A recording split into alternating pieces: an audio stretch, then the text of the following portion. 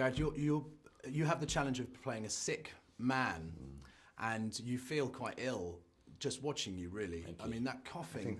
Do you know the sneaky secret about that? Well, I want to know because when you're coughing, there's bits where you feel phlegmy listening to you, and I was like, do they have to wait until you actually have a flu? Or do they add the sound afterwards? No, I got sick. He actually genuinely got sick. I remember being like, this isn't actually fair, right? Because you got it for free. You got it for free. Yeah, you're really ill. I just rode the tube.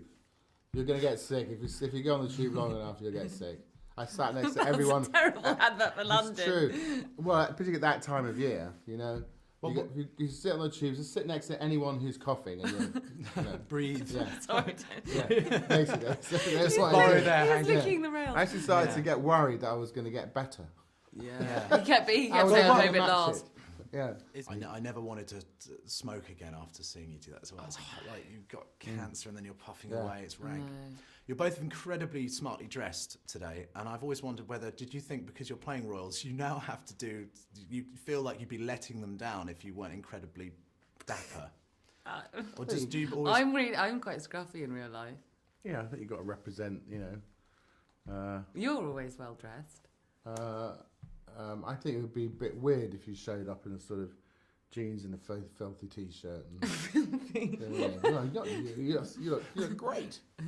The costumes though in the actual show, that was like next level. I've never experienced anything like it. 7,000 costumes, 350 all handmade. It's quite an undertaking. All of mine were handmade actually. And there's a nice dignity to that era as well, dressing as well. Yeah. There wasn't scruffy people back in the day. Not at all. No, and they were very, very particular. Some people you could get yelled at if you wore the wrong. You know, there was one story about someone coming in wearing the wrong tartan or something or other, and he got absolutely bollocked. Yeah. Margaret used to like swish her costumes around. I mean, her clothes around in the corridors to check whether they swished right. The thing which I've never done in my entire life. The thing about that is because it sounds superficial, but the thing about it is if you imagine these people's lives, everything they do is scrutinised and analysed and criticised. So and the presentation is massively important. You know, they have to look it for people to believe they are it.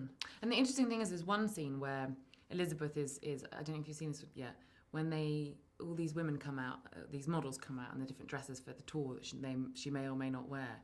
And there's just this girl sitting there, this 26-year-old, you can just see that she would never ask for this. She doesn't want it. It's not like she's pursued it and she's become really well known and she's into fashion. She's like the opposite of that, wants to be in the country with her dogs and husband and kids, and that really struck, that sort of presentation and sort of what you have to do because you were in the global spotlight. It's powerful. Fashion's really, really powerful, and never more so than now. It's always been, but it's massively powerful.